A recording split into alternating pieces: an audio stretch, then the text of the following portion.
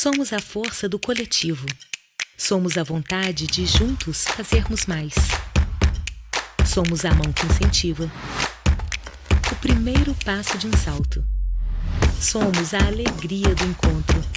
O espaço que se compartilha. O tempo que se doa. O futuro que se constrói. Somos histórias e transformação. Somos muitos. Somos o Instituto Unimed BH.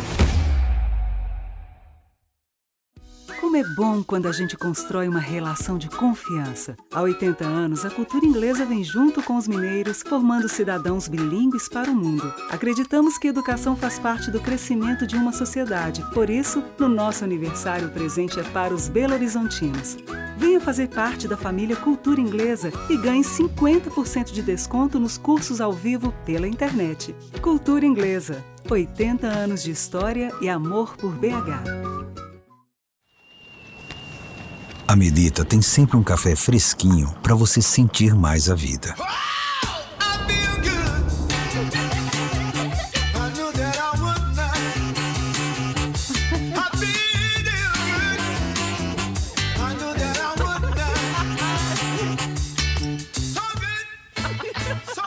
Seja qual for o seu preferido. Melita, café fresquinho para sentir mais a vida.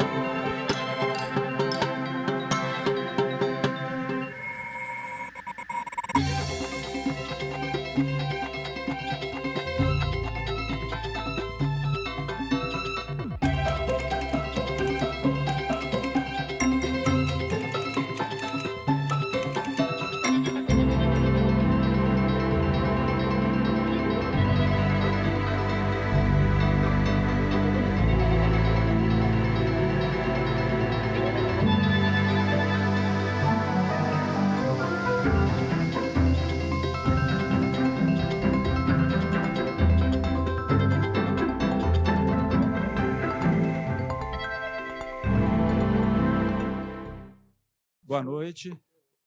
Muito bom voltar a esse espaço aqui. Eu acho que nada substitui esse contato direto, essa possibilidade da conversa, né, olho no olho, né, dessa proximidade com o nosso convidado, dessa possibilidade de conversar com ele, de ouvir em loco. Então, eu acho que esse calor do encontro presencial, eu estava sentindo falta, então estou muito feliz aqui com esse retorno, né, no nosso 6º ano, nós estamos no 6º ano de projeto, né, o que mostra uma iniciativa que deu certo, né, que continua dando certo, voltada para a valorização da literatura em língua portuguesa. Esse tem sido o nosso foco até então. Então, estou muito feliz, agradeço a presença de cada um de vocês. E nada melhor, eu acho, do que voltar com a poesia, que talvez dos gêneros seja aquele que provoca uma conexão muito imediata com o leitor. Acho que todos nós temos as nossas poesias que a gente gosta de guardar, de lembrar, de recitar, os nossos poetas favoritos, né? Acho que a poesia faz parte da vida de cada um, então eu acho que particularmente feliz com esse retorno, tendo como homenageado um poeta, e não um poeta qualquer, mas um poeta da envergadura de Ferreira Goulart, né? Maranhense, né? Nasceu em 1930 em São Luís, morreu em 2016, aos 86 anos, fez muita coisa, foi crítico de arte, tradutor, fez biografia, trabalhou em jornal, quer dizer, ele fez teatro, colaborou com teatro, com televisão, mas foi essencialmente um poeta. Foi na poesia que ele exerceu a sua plenitude criativa, e é disso que nós vamos falar aqui, né? Desse sujeito que escreveu mais de 30 livros entre poesia e antologias, e que deixou alguns clássicos incontestes aí da nossa literatura. Nós vamos falar desse homem, desse poeta. E para falar de um poeta desse quilate, tinha que convidar também um poeta maior, né? E aqui estamos com o nosso convidado de hoje, queridíssimo Antônio Cícero, poeta, letrista, ensaísta, um filósofo, né, que transita nessas áreas todas, né, com muita desenvoltura. Ele estreou na poesia com o Guardar, que é de 1996, mas, se eu não me engano, o Guardar já se conhecia por causa da música, né?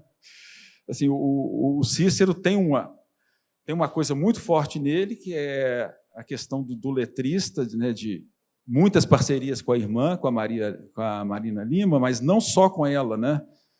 Não só com ela, né? Com Lulu Santos, com Cláudio Zoli, com Adriana Calcanhoto. Então, assim, tem um monte de gente e um monte de músicas que vocês conhecem que às vezes nem sabem que são letra do Antônio Cícero. Então, vamos dizer que ele virou pop popular com a questão da música. O Antônio Cícero é membro da Academia Brasileira de Letras. Bom, não vou ficar falando aqui da ficha dele, que é muito grande. Queria só dizer que ele é um belíssimo poeta. Obrigado. Eu adoro os livros que eu tenho dele, adoro ouvi-lo.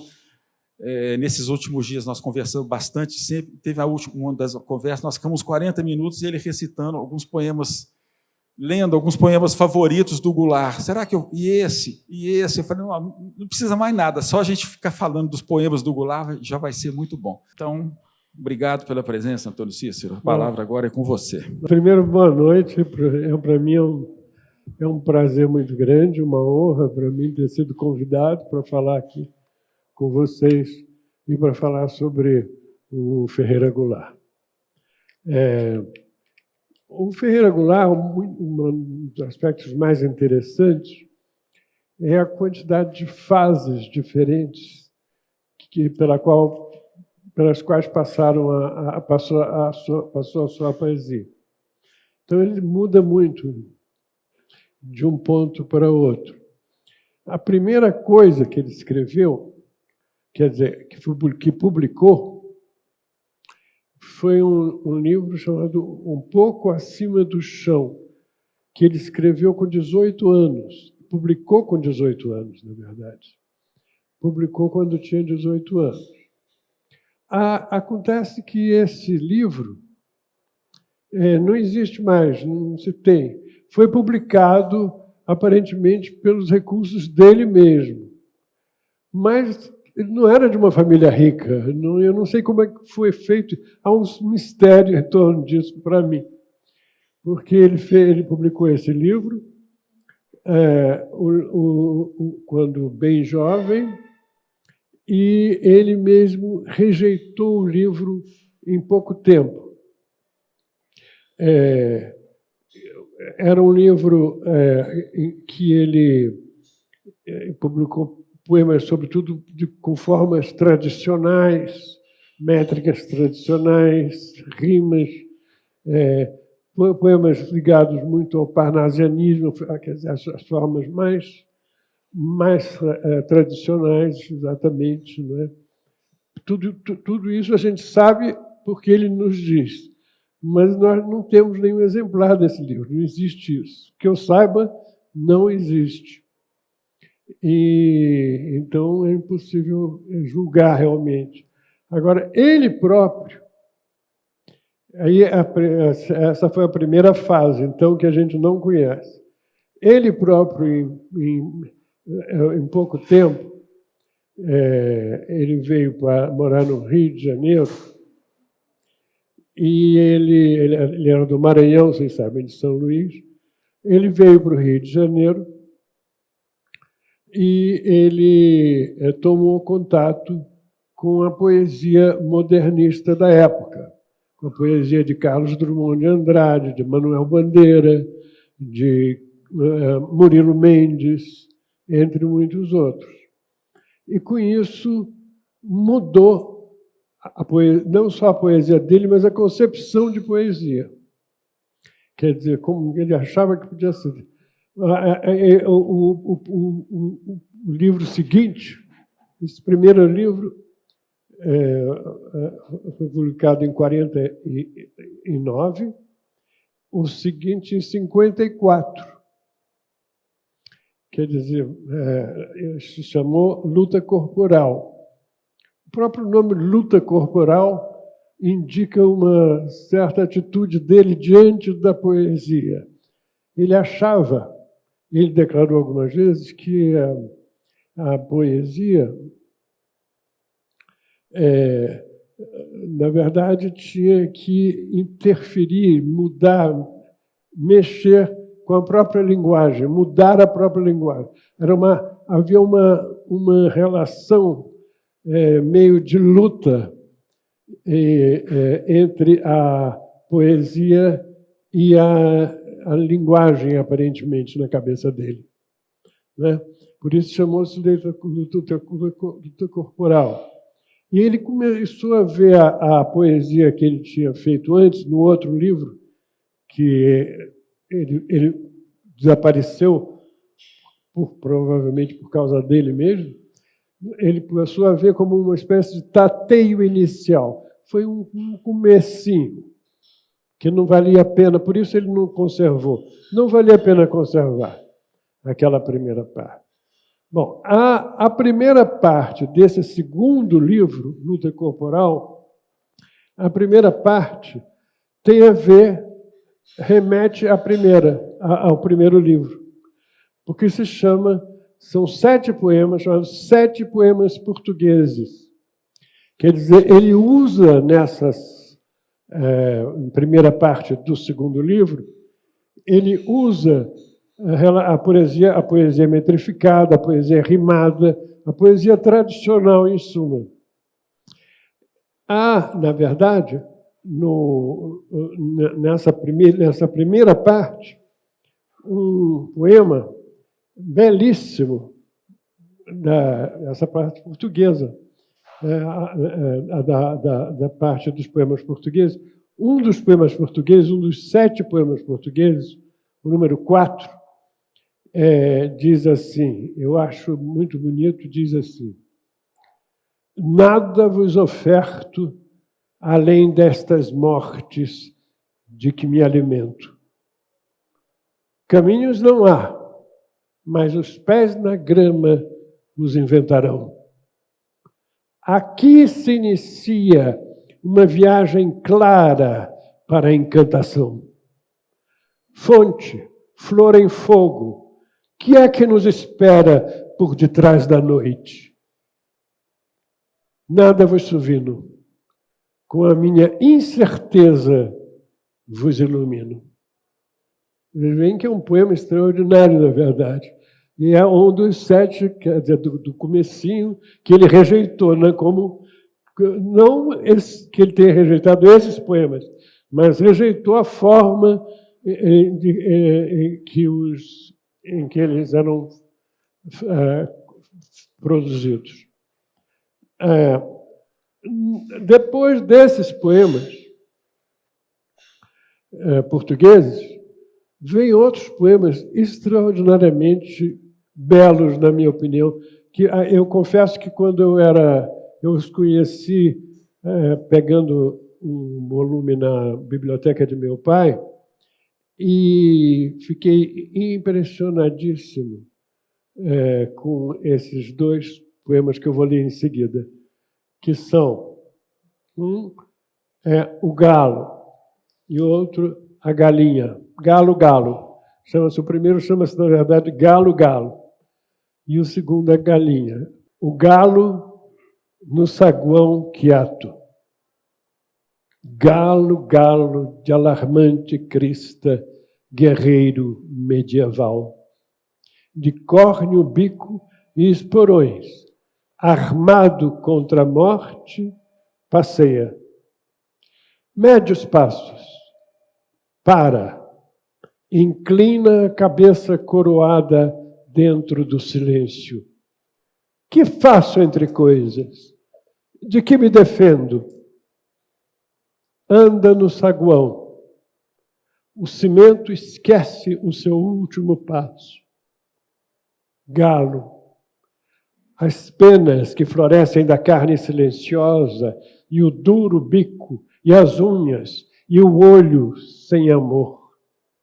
Grave solidez. Em que se apoia tal arquitetura? Saberá que no centro do seu corpo um grito se elabora? Como, porém, conter, uma vez concluído o canto obrigatório? Eis que bate as asas, vai morrer, encurva o vertiginoso pescoço, donde o canto rubro escoa. Mas a pedra, a tarde, o próprio feroz galo subsistem ao grito. Vê-se, o canto é inútil. O galo permanece, apesar de todo o seu porte marcial, só, desamparado, num saguão do mundo. Pobre ave guerreira. Outro grito cresce, agora no sigilo do seu corpo. Grito que, sem essas penas, esporões e crista, e sobretudo sem esse olhar de ódio, não seria tão rouco e sangrento. Grito, fruto obscuro e extremo dessa árvore, galo, mas que fora dele é mero complemento de auroras. Esse é um livro, é um poema de uma força extraordinária. Né? É muito, como eu, adolescente, fiquei impressionadíssimo com ele. O outro poema é A Galinha, e eu acho muito impressionante o fato de que o primeiro é muito marcial, até no certo sentido. A Galinha é quase o oposto, mas não é menos forte, na meu ver. A galinha, morta, flutua no chão. Galinha, não teve o mar, nem quis, nem compreendeu aquele ciscar quase feroz. Ciscava, olhava o muro, aceitava-o, negro e absurdo. Nada perdeu. O quintal não tinha qualquer beleza. Agora, as penas são só o que o vento roça, leves. Apagou-se-lhe toda a cintilação, o medo, morta. Evola-se do olho seco o sono. Ela dorme. Onde? Onde? Bom, então esse é o esse vem na segunda parte desse segundo livro, não é esse poema? O galo e a galinha. Mas acontece que a luta corporal, como ele diz, ele queria fazer a linguagem, como que a linguagem em luta com o poema fazer a linguagem renascer, ou a linguagem fazer o poema renascer. É uma coisa, enfim, há uma questão ali. Nesse esforço, essa luta corporal, como ele dizia, o que acabou foi que ele mesmo começou a achar que os poemas tinham ficado cada vez menos legíveis. E começou a considerar isso uma espécie de suicídio da poesia, efetuada por ele. É impressionante, porque realmente, vejam bem, ele mudou da primeira para a segunda, do primeiro livro para o segundo. No segundo livro, ele já mudou, ele mudou dos poemas portugueses para estes que eu acabei de ler. Pois bem, além disso, ele vai adiante, Roceiral. O nome já é uma loucura. Agora vocês veem. Como é que a gente pode ler esse poema? Ao sofre luz da pompa nova e nova órbita, furor, teu bicho escuro, fogo, rá. Quer dizer, eu não vou mais me arriscar a ler nada disso. Olha como continua o poema. É para vocês verem ao ponto a que chegou a loucura, quer dizer, como é que ele foi longe nessa ideia da luta corporal, não é? A poesia só tem sentido se ela mudar alguma coisa, inclusive começar mudando a mim. A poesia tinha que ser alguma coisa que mudasse algo, alguma coisa que fosse mais profundo, mais... Então isso gerou o livro que terminou, que é a luta corporal, explodindo todos os poemas. Isso aqui são poemas em prosa, uma tentativa disso, de encontrar algo consistente, de não brincar, quer dizer, a literatura não podia ser uma brincadeira porque ela passou a ser o centro da minha vida. Então, eu buscava que ela fosse, e queria que ela fosse. Mas a verdade é que, à medida que o que está escrito não é a realidade, né? Qualquer inseto é mais consistente que qualquer poema. Uma mosca é mais consistente que um poema, porque existe, o que existe, existe, né? Tem a densidade da existência. E o que está escrito é ralo, porque o que está escrito é literatura, é coisa escrita. Mas só que o que está escrito, eu aprendi depois, é espírito humano. Não é tão consistente quanto a mosca, mas é alguma coisa que é feita por um ser humano. Então ele tem o valor da coisa humana, da coisa feita por nós, que somos incapazes de fazer uma mosca. Até que somos capazes de matar uma mosca. Ele dizendo para si próprio que ninguém entenderia o que ele acabara de fazer, e que esse não pode, ele dizia, isso é entre aspas, esse não pode ser o meu caminho não pode ser isso. É o suicídio da poesia. Ele conta que parou de escrever. Quer dizer, depois desse livro ele resolveu deixar de ser poeta, deixar de escrever. Ô, Antônio, diz que ele começou com essas loucuras, aí foi lá para o bar onde o pessoal tomava, né? Como é que o bar onde eles se reuniam, né? E aí ele falou para os amigos: olha só o que eu estou fazendo. Falou assim: eu acho que eu estou destruído como poeta. Eles falaram: tá mesmo. Você está destruído. É uma coisa. Agora, aconteceu uma coisa paradoxal. Exatamente por essas transformações que esse livro mostrou, que esse livro revelou, por essas diferentes partes dele, exatamente isso chamou muita atenção dos poetas vanguardistas de São Paulo, os poetas concretistas. Então, o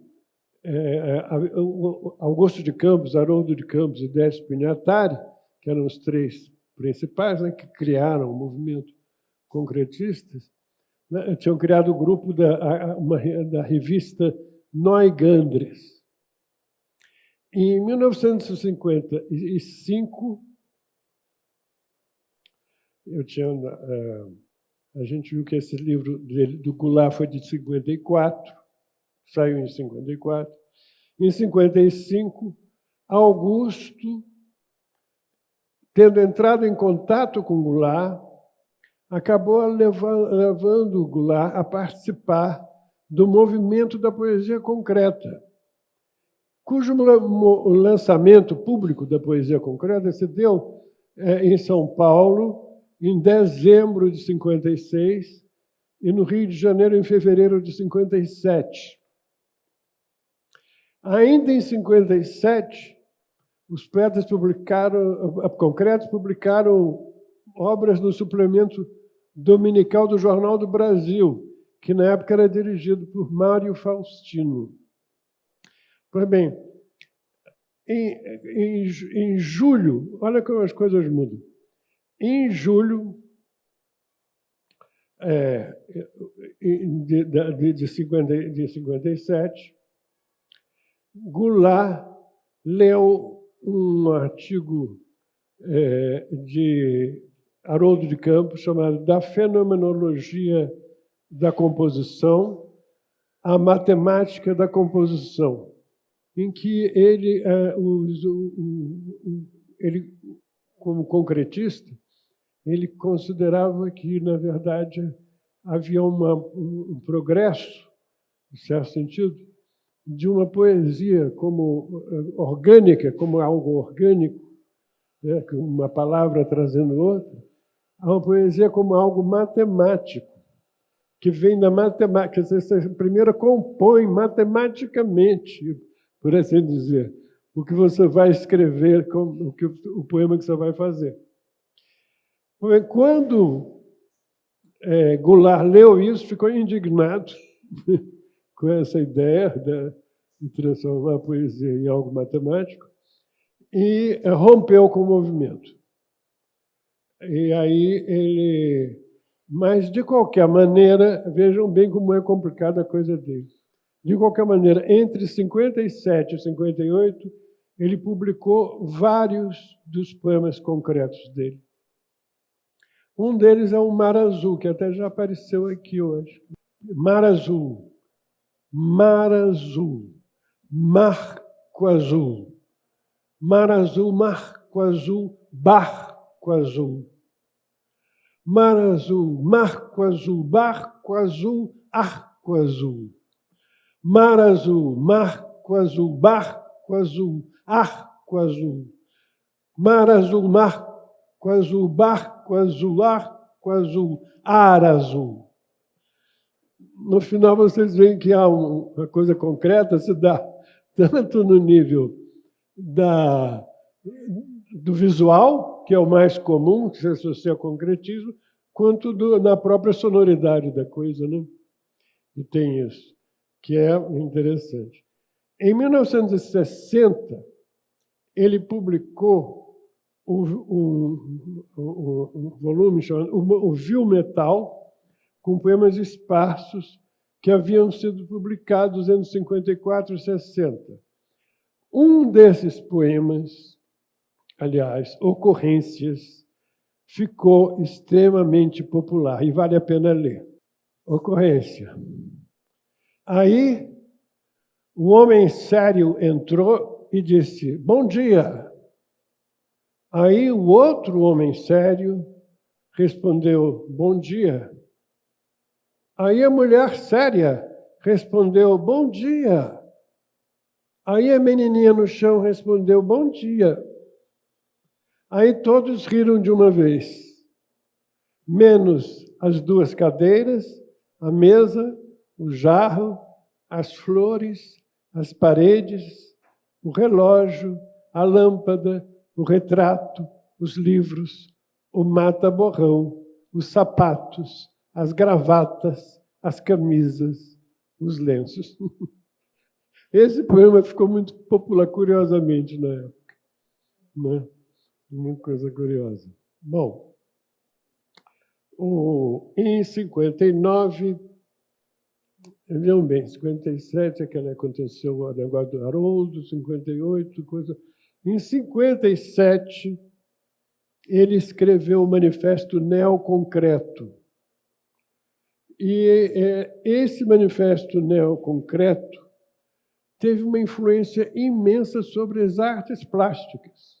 Quer dizer, na verdade, ele pois afirmava, entre outras coisas, ele dizia, eu vou citar, que na pintura como na poesia, na prosa como na escultura e na gravura, a arte neoconcreta reafirma a independência da criação artística em face do conhecimento prático, moral, político, indústria, etc. Esse manifesto, foi assinado e foi seguido, em parte, por grandes artistas plásticos brasileiros, né? Como, principalmente no Rio de Janeiro, que foram os Lígia Pape, Lígia Clark, Amilcar de Castro, Franz Weissmann, Reinaldo Jardim e Terence Panudes. Lígia Clark e Lígia Pape, então, ficaram famosíssimas internacionalmente a partir posição neoconcreta. Ao mesmo tempo, ele continua a desenvolver uma coisa muito radical, uma coisa espacial muito radical, que resultou no poema Enterrado. Aí eu não sei, o poema Enterrado é o seguinte, ele era um cubo enterrado no chão. O cubo era enterrado, aparentemente, na caixa d'água do pai dele, da casa do pai dele. Mas o fato é o seguinte, era um cubo enterrado no chão, na caixa d'água. Descia-se por uma escada e se entrava numa sala pequena, que na verdade era a caixa d'água, onde havia um cubo vermelho que, ao ser levantado, revelava um cubo verde. Levantando-se o cubo verde, surgia um cubo branco. Levantando-se o branco, lia-se a palavra rejuvenesça. Esse era o poema. Mas ele aí fez esse poema e depois ele dizia assim, vejam que interessante a maneira dele pensar sobre isso. Eu achava que era uma coisa bonita, algo que me lembrava os túmulos egípcios, ressonâncias no inconsciente, como se eu estivesse descendo no inconsciente. Agora, quando eu percebi que armar aquela coisa toda para abrigar uma palavra apenas, perguntei a mim mesmo, aonde é que eu vou chegar? Estou me tornando um artista plástico? E o poeta, para onde vai? E comecei a me sentir mal dentro daquilo tudo. Quer dizer, é uma loucura como ele muda de posição, né? O tempo todo. Em 61, ele foi nomeado presidente da Fundação Cultural do Distrito Federal e foi, por isso, morar em Brasília. Lá, ele conheceu o marxismo e, de volta ao Rio, no ano seguinte, se engajou politicamente entrando para o Centro Popular de Cultura. Nessa época, começou a escrever romances de cordel. Mas, na verdade, ele mesmo diz que não considerava aqueles romances de cordel como literatura, não eram poemas para ele. Em suas palavras, ele dizia, eu não queria mais fazer literatura, e sim mobilizar minha capacidade de escrever, de usar o verso para fazer a revolução. Quer dizer, na verdade, aquilo era já uma outra coisa. Não era mais poesia no sentido profundo, era uma forma de excitar né, a revolução. Depois do golpe de 64, ele entrou no Partido Comunista. Em 68, por isso, ele foi preso. De fato, eu nunca me disse assim, eu vou entrar por partido, eu nunca me disse isso. Eu estava em Brasília trabalhando, um amigo meu me entrega um livro, La Pensée de Karl Marx. Me empresta. Eu começo a ler. É um livro de um padre católico, Jean-Yves, filósofo e padre, explicando o que é o comunismo na primeira parte do livro, para na segunda dizer que padre não pode ser comunista. Eu li a primeira, fiquei comunista e não li a segunda, porque eu não era padre. Então virei isso, então as coisas vão assim, mas nem por isso eu pensei em entrar para o partido. Aí estou lá, presidente do Centro Popular de Cultura, todo mundo comunista à minha volta, eu participando, trabalhando e tal. Aí chega no dia do golpe, mas assim, bom, vou entrar para o partido.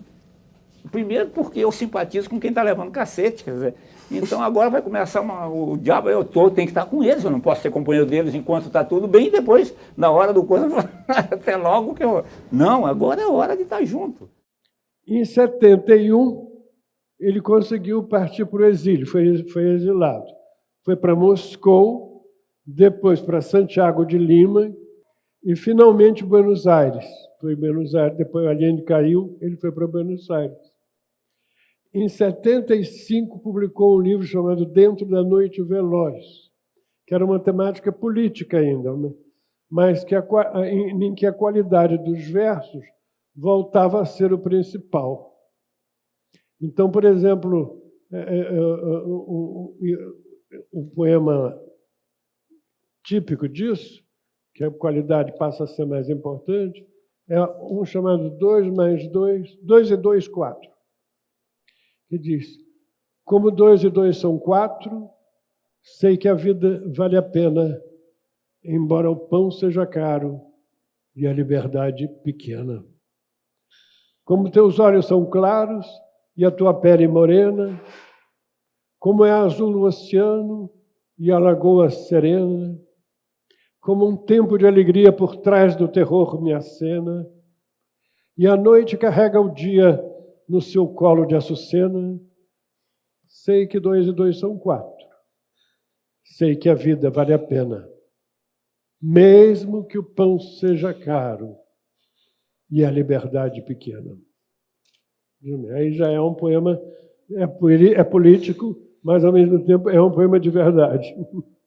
A gente pode dizer isso, né? O outro, depois disso a gente chega ao poema sujo, no centro da carreira do Goulart. Chega ao poema sujo. Vinícius de Moraes, aliás, eu nunca pensei como Vinícius sobre esse poema, e acho curioso que Vinícius tenha dito isso. Vinícius de Moraes declarou que Ferreira Goulart acaba de escrever um dos mais importantes poemas deste meio século, pelo menos nas línguas que eu conheço, e certamente o mais rico, generoso e paralelamente rigoroso e transbordante de vida de toda a literatura brasileira. Eu confesso que eu não penso assim sobre esse poema. Mas outro importante escritor brasileiro, né, quer dizer, ensaísta também, Otto Maria Carpo, observou que poema sujo mereceria ser chamado poema nacional, porque encarna todas as experiências, vitórias, derrotas e esperanças da vida do homem brasileiro. É o Brasil mesmo, em versos sujos e, portanto, sinceros, diz o Otto Maria Carpo. Agora, por que o nome poema sujo? Segundo o próprio Goulart, o poema era sujo como o povo brasileiro, como a vida do povo brasileiro. E outra razão que ele mesmo dá ao Goulart é que, de acordo com a moral estabelecida, um poema que fala de buceta, de cancro, de todas as obscenidades, é sujo. É um poema muito longo, não vou ler, mas, de qualquer maneira, certamente é a verdadeira razão para chamá-lo de sujo, é que ele, estilisticamente, segundo o próprio Goulart, tem referências a todas as fases anteriores dele. Se refere a tudo que ele já tinha feito. Então, misturou tudo. Coisas completamente opostas umas às outras, né? Ele dizia, mistura prosa, ritmo, rima, enfim, mistura tudo. Ele mesmo dizia isso. Poema sujo. Isso é o começo do poema sujo, a primeira parte.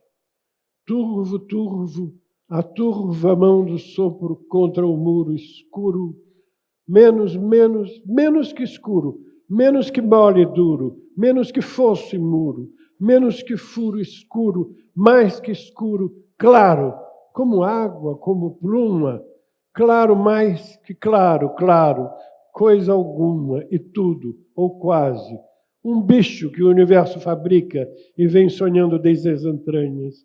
Azul era o gato, azul era o galo, azul o cavalo, azul teu cu. É o começo. Vai muito adiante, que eu não vou ler. Goulart dizia, quando me perguntam o que o poema sujo significa, por exemplo, respondo que deviam lê-lo, porque o poema não significa nada além do que nele está escrito. Isso é muito bom. Tem toda a razão. Acrescento apenas que o poema é sujo, sem jamais deixar de reconhecer o absurdo esmagador da vida, constitui-lhe, ao mesmo tempo, uma magnífica celebração. Essa é a contradição do poema sujo, na verdade. Bom, no livro Na Vertigem do Dia, publicado em 1980, eu acho que é pela primeira vez o Goulart, a poesia, o Goulart realiza num livro, de modo integral e reflexivo, a concepção da poesia, quer dizer, a concepção poética que ele tem posterior ao poema sujo. O poema sujo é como se fosse uma marca a partir da qual muda completamente a poesia do Goulart. Agora começa a parte que eu gosto mesmo. Viu? Pois é, eu também.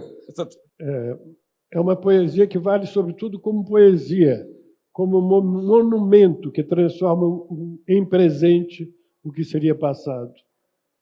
Uma vez que Antônio Carlos Sequim observou com toda razão que grande parte dos poemas de Na Vertigem do Dia reflete sobre a própria poesia. Creio que um bom guia para o entendimento da poética que se manifesta a partir desse livro seja comentar um desses poemas.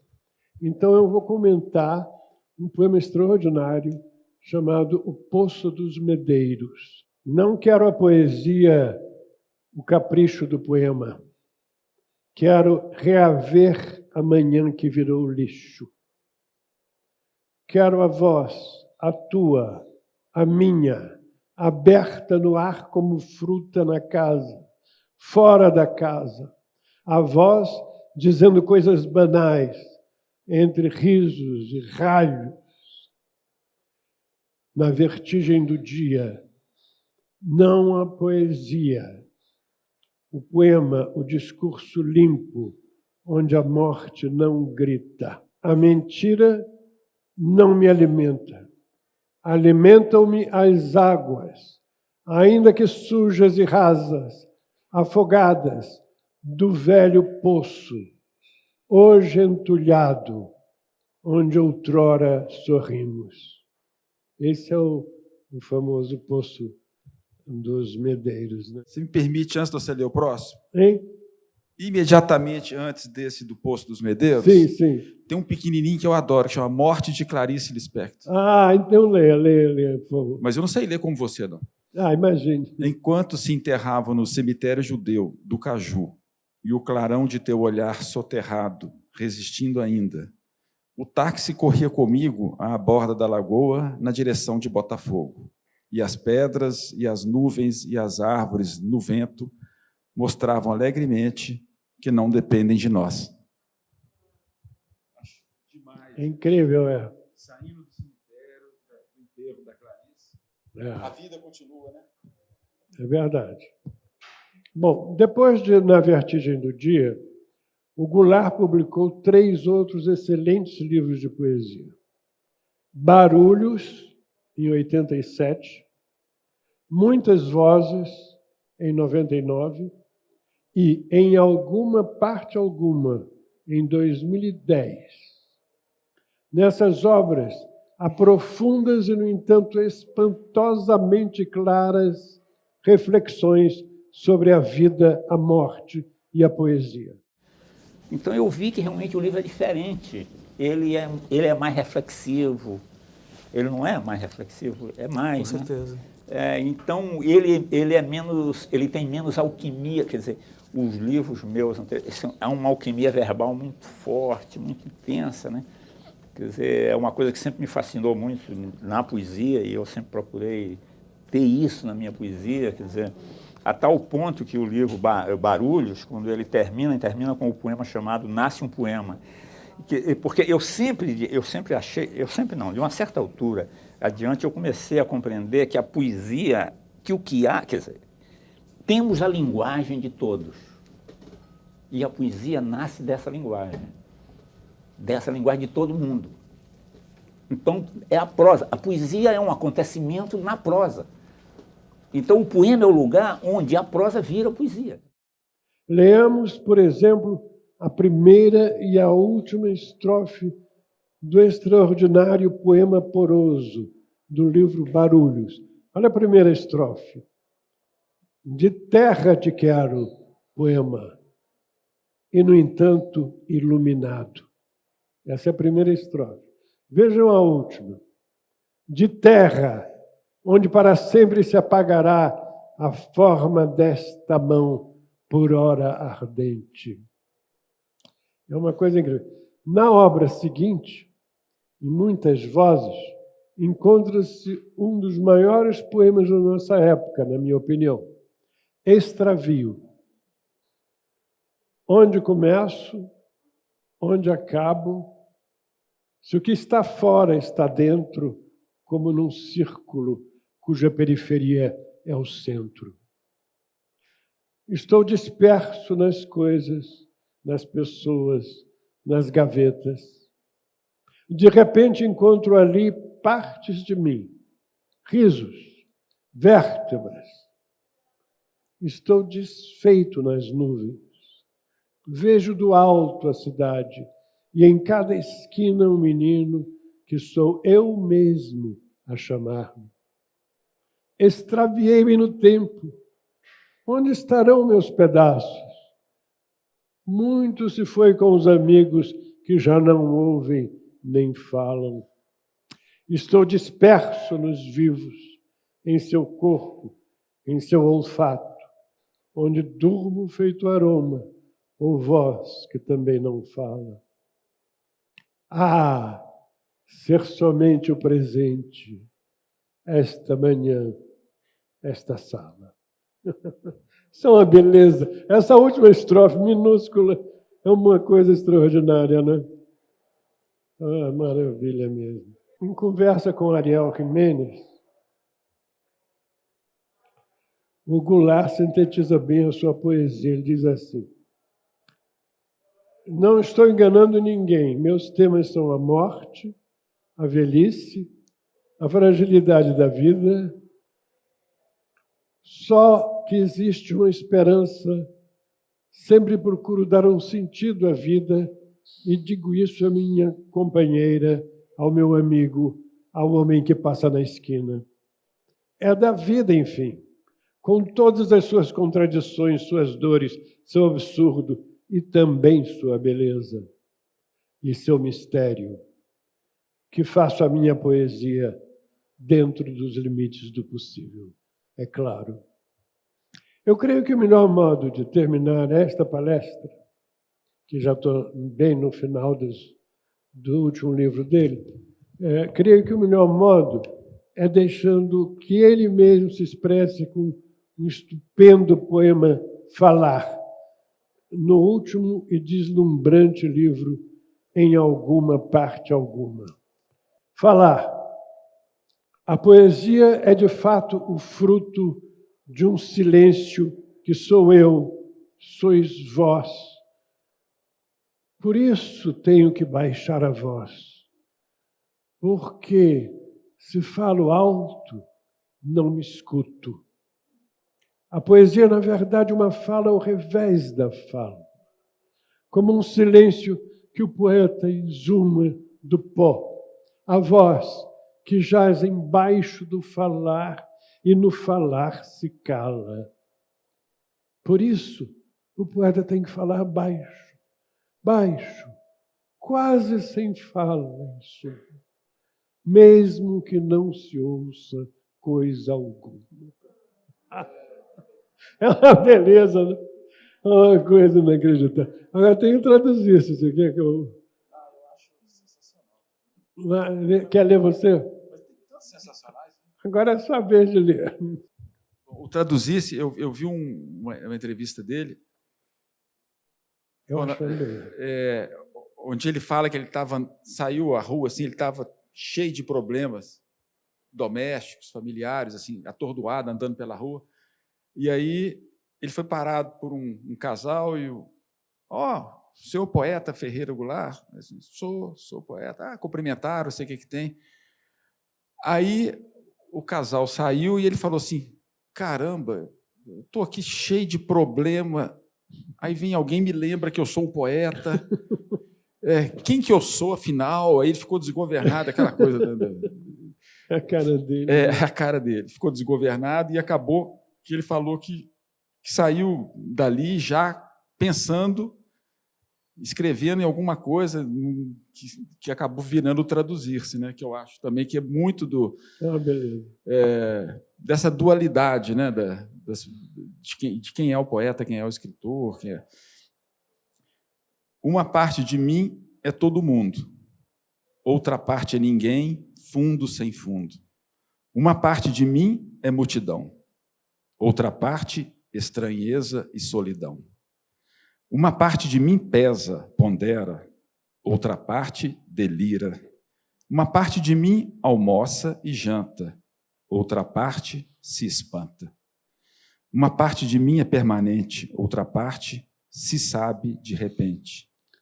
Uma parte de mim é só vertigem, outra parte, linguagem. Traduzir uma parte na outra parte, que é uma questão de vida ou morte, será arte? Beleza, de poema. Uma beleza. Eu fico todo arrepiado mesmo. Assim, acho bonito demais. Fantástico, bicho. Enfim, eu acho que é isso. Esses poemas eu acho que terminam melhor do que qualquer comentário que eu faça. Você falou o falar realmente o outro é maravilhoso. Falar, né? Pode ser que muita gente aqui lembre de outros. Muitas vozes, começa tão bonito, não é só a primeira. Meu poema é um tumulto. A fala que nele fala, outras vozes arrastem alarido. Eu acho que assim, é o que você falou bem, né? Assim, quando ele se soltou daquela poesia mais engajada, mais sectária, aquela coisa que pensava em traduzir alguma coisa, uma posição política, quando ele se solta para ser o poeta, né, eu acho que poucos poetas alcançam tanto a profundidade da linguagem para tentar definir o que é indefinível, né, que é o sentido da vida. Assim. O Ferreira Goulart, a poesia dele está sempre... Exatamente. Né, assim, no sentido, assim... Eu acho que sei. Eu acho assim, eu tive duas oportunidades de falar com ele. Uma na casa dele, com um grupo de pessoas, entrevistando na revista Palavra, em 99. E ele falou lindamente, ele fala uma coisa que depois ele repete o tempo inteiro, que a poesia... E aí eu queria te perguntar se para você também é assim. Ele fala que a poesia, para ele, é um espanto. A poesia tem que surpreender. Não é? Ou tem que emocionar, ou tem que provocar, se é o belo. Ele falava muito assim, e aí ele falou também numa entrevista que ele deu no projeto que a gente fazia lá no Museu de Artes e Ofícios, o Ofício da Palavra, ele falou assim, eu saio para a rua e vem o cheiro do jasmim. Como é que eu traduzo o cheiro do jasmim? Então, assim, a poesia é a tentativa de traduzir uma coisa atordoante, que fez diferença na vida dele, aquele cheiro de jasmim que entrou. Né? E aí a poesia, para ele, tem esse sentido de tentar captar essa coisa que é difícil de ser traduzida, né? Mas que ele... então, assim, a poesia dele, nesse caráter mais, vamos dizer... Eu não sei como é que se chama isso. Né? Não, é impressionante quando ele fala, por exemplo, a maneira dele falar da morte, por exemplo. É uma coisa impressionante, né? Porque, ao mesmo tempo, não é uma coisa deprimente, de maneira nenhuma. Mas é uma coisa emocionante. No poema Verão, tem essa coisa da morte, é muito bonito. Acho que eu vou lendo. Este fevereiro azul, como a chama da paixão, nascido com a morte certa, com prevista duração, deflagra suas manhãs sobre as montanhas e o mar, com um desatino de tudo que está para se acabar. A carne de fevereiro tem o sabor suicida da coisa que está vivendo, mas já perdida. Mas, como tudo que vive, não desiste de viver. Fevereiro não desiste. Vai morrer, não quer morrer. E a luta de resistência se trava em todo lugar, por cima dos edifícios, por sobre as águas do mar. O vento que empurra a tarde arrasta a fera ferida, rasga-lhe o corpo de nuvens, dessangra-a sobre a avenida. Vieira solto e o arpoador, numa ampla hemorragia, suja de sangue as montanhas, tinge as águas da Bahia. E nesse esquartejamento, a que outros chamam verão, fevereiro em agonia resiste mordendo o chão. Sim, fevereiro resiste como uma fera ferida, e essa esperança doída, que é o próprio nome da vida. Vai morrer, não quer morrer. Se apega a tudo que existe, na areia, no mar, na relva, no meu coração, resiste. É inacreditável, né? Muito bem. Ô, Antônio, você mantém o seu blog, né, desde 2007, o Acontecimentos, ele tem um blog, não sei se vocês acompanham, mas é muito bacana, né? Ali tem notas, observações, tem muitos poemas, né? E, recentemente, dia 6 desse mês, você publicou o Redundâncias. Nem me lembrava. Do Goulart. Você está lembrando? Redundâncias aí. Ter medo da morte é coisa dos vivos. Essa coisa da morte, ele fala muito. Ter coisa da morte é coisa dos vivos. O morto está livre de tudo o que é vida. Ter apego ao mundo é coisa dos vivos. Para o morto não há, não houve raios, rios, risos. E ninguém vive a morte, quer morto, quer vivo. Mera noção que existe só enquanto existe. Não, houve até um comentário a esse poema que alguém fez, dizendo que não conhecia ninguém que falasse tão bem sobre a morte quanto Goulart.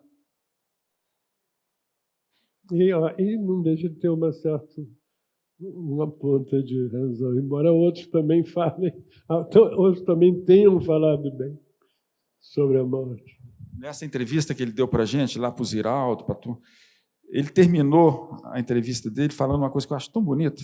Poesia espanta e a minha poesia nasce do espanto. Se eu não me espanto, eu não escrevo. Quando eu me espanto é porque algo aconteceu que eu não consigo explicar, algo que eu desconheci e que revelou um lado maravilhoso e inexplicável do mundo. É isso que faz nascer a minha poesia. Essa redescoberta do mundo é que me faz escrever. Por isso escrevo tão pouco. Espero que a vida seja generosa comigo, porque escrever é para mim uma enorme alegria. Escrever é fechar a ferida, mudar o susto, a dor, o desamparo em alegria, a alegria do poema. A única coisa sadia é o poema. Quando um poema chega, eu largo tudo e vou atrás dele. Largo tudo. E quando ele acaba, eu choro. Mas é isso mesmo. Mas essa relação realmente Não é assim? Eu penso assim também em relação com a poesia. É uma coisa que estranhamente não vem da pura vontade racional, da sua decisão de fazer. Tem um lado que vem ou não vem. Pode não vir. A poesia, para mim, é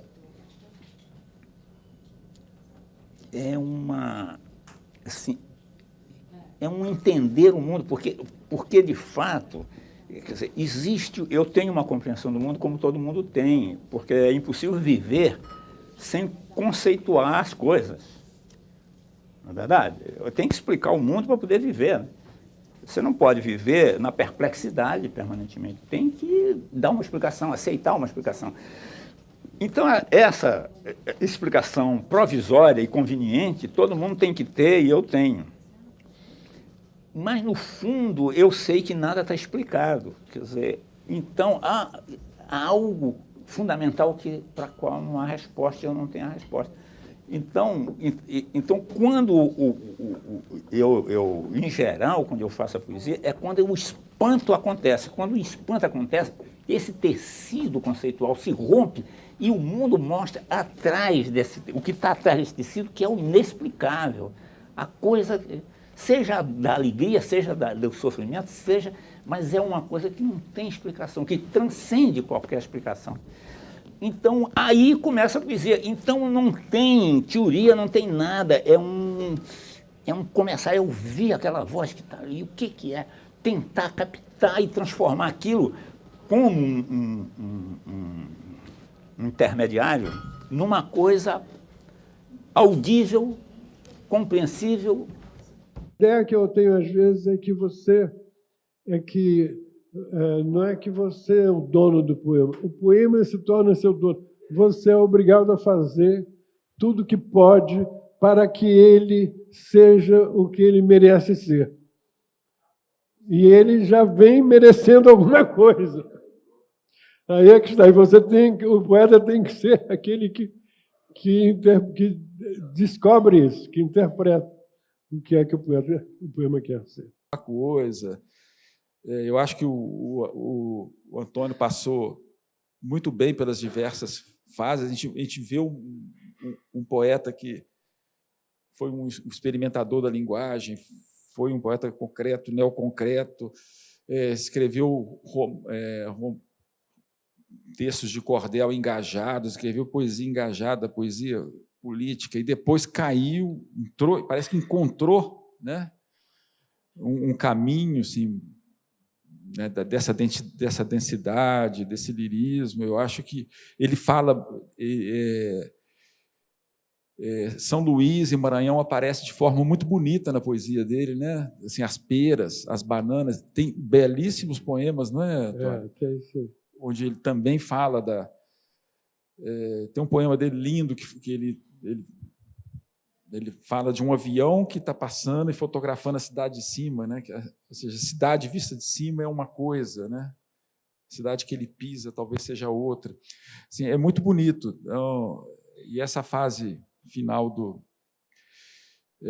essa fase, vamos dizer, dos últimos anos, dos anos 80, né, em diante, eu acho que é uma fase riquíssima. O Goulart foi sempre um pensador também muito, um polemista, né, nunca fugiu da raia, sempre se expressou muito, e como crítico de arte também, comprou muita briga, muita gente não gostava dele. Né? Muita briga. Muita gente não gostava das posições dele, depois... Agora, essa coisa belicosa dele, assim, vamos dizer assim, de comprar briga porque falava mesmo o que tinha que falar, ele, no final da vida, ele estava noutra pegada, né? Ele falava assim, o importante não é ter razão, o bom não é ter razão, o bom é ser feliz, né? Então, ele falava assim, não quero ter razão sempre, brigando com a minha mulher, não quero brigar com ela o tempo inteiro. Ele estava numa toada bem mais leve. Ele fala assim, a Palestina, fica aquele povo brigando lá, os israelenses com os árabes, senta numa mesa, cara. Ele fala assim, cara, senta numa mesa, para de brigar, como se as coisas fossem simples, né? Assim. Mas ele acho que ele não estava querendo mais ser o polemista, ele queria viver o tempo que ele tinha para viver, que ele sabia que em determinado momento aquilo ia acabar, né? Um pouco antes, quando já não for possível encontrar-me em nenhum ponto da cidade ou do planeta, pensa, ao veres no horizonte, sobre o mar de Copacabana, uma nesga azul de céu. Pensa que resta alguma coisa de mim por aqui. Não te custará nada imaginar que estou sorrindo ainda naquela nesga azul celeste, pouco antes de dissipar-me para sempre. Bacana, né? Maravilhoso. Maravilhoso. Eu vi uma entrevista sua, Antônio Cícero, onde alguém te pergunta sobre esse poema, o Guardar, né? Aí você respondeu em 2 linhas, assim, não, isso aí eu deixo para os outros explicarem, eu não explico nada, não sei. Eu escrevi esse poema, mas os outros que tentam entender. Eu não. Respondeu assim com 2 linhas. É um poema belíssimo. Tá em... Guardar? Tá, todo mundo conhece. Então vai ser minha homenagem ao Antônio Cícero. Guardar. Guardar. Você me perdoa, tá? Porque você lê esse poema maravilhosamente. Então, guardar uma coisa não é escondê-la ou trancá-la. Em cofre não se guarda coisa alguma. Em cofre perde-se a coisa à vista. Guardar uma coisa é olhá-la, fitá-la, mirá-la por admirá-la, isto é, iluminá-la ou ser por ela iluminado. Guardar uma coisa é vigiá-la, isto é, fazer vigília por ela, isto é, velar por ela, isto é, estar acordado por ela, isto é, estar por ela ou ser por ela. Por isso, melhor se guarda o voo de um pássaro do que um pássaro sem voos. Por isso se escreve, por isso se diz, por isso se publica, por isso se declara e declama um poema, para guardá-lo, para que ele, por sua vez, guarde o que guarda, guarde o que quer que guarda um poema. Por isso o lance do poema, por guardar-se o que se quer guardar. Antônio Cícero. Obrigado. Você leu bem, obrigado. Muito obrigado a todos vocês pela presença aqui, por esse reencontro. Fiquei muito feliz. Muito obrigado. Obrigado, Antônio. Eu agradeço também. Por nos iluminar ainda mais a obra desse poetaço que é o Ferreira Goulart. Então, é isso, gente. Até a próxima. Obrigadíssimo. Até a próxima.